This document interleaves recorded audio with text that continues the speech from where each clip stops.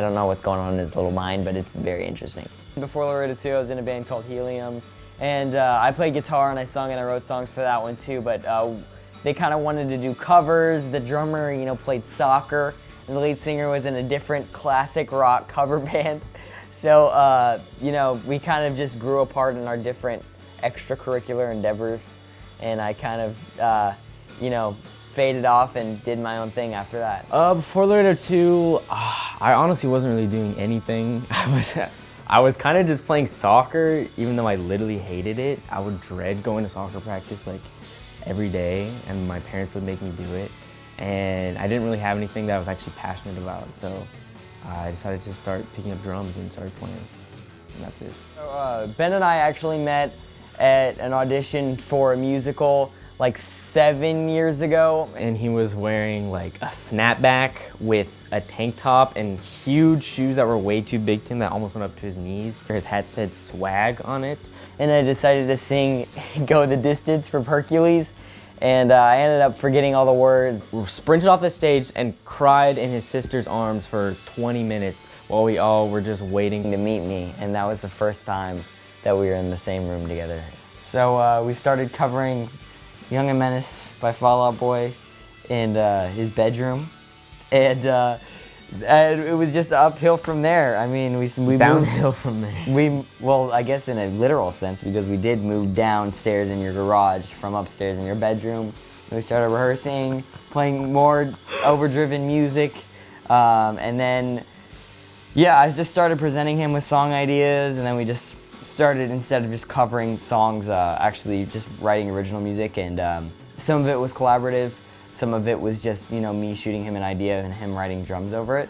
We had the idea to make this concert at the same theater that I ran off the stage crying at. Luckily, I didn't run off the stage crying this time, but we were trying to raise money for our album and recording equipment, and it was honestly kind of scary. After getting a relationship with that theater for about a little over 5 years, or about maybe 6 or 7, the owner of that theater and our family are kind of really good friends, and so we just asked her, could we maybe use your theater for a night? Mm-hmm. So they really came in clutch with that. We were having to send out all these invitations to all our friends through Instagram and just trying to get as many people as we could to come, and we kind of lost a little bit of hope on the day we tried to send out all this stuff, because we didn't get the immediate feedback that we wanted, I guess we could say. I think my associate agrees with me.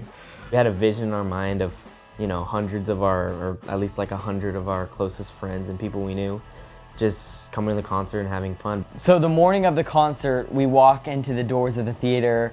We had packed a ton of our equipment that we were gonna use to play live the night before, and completely unsure of the turnout, we just stood in the theater just waiting for a door to open and somebody to show up.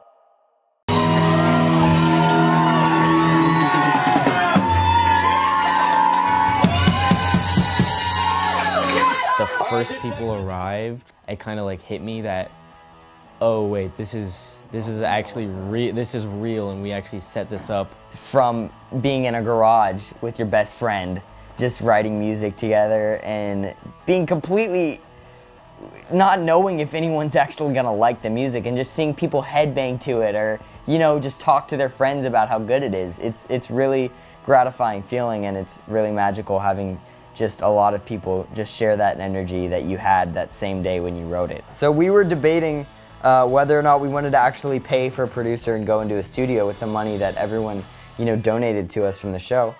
And we just kind of been, not necessarily debating, but exchanging our ideas back and forth, weighing the pros and cons. And we eventually decided to just self-produce everything. And probably a week and a half ago, we used the equipment we've gotten to record the album. And pretty much our entire album is thanks to those people that showed up. Our plans as of now are kind of just to keep working, We don't have, obviously we have end goals of success, but our 5-year plan is, as of right now, pretty vague. We want to start touring, we want to start opening for other bands, and eventually make a career successful enough that we could go on our own tour and be the headliner. And I'm I mean, we're just gonna keep working and see where it takes us. Our album Free Time available on Apple Music, Tidal, Deezer, Spotify, Google Play, Amazon Music. Amazon Music Unlimited.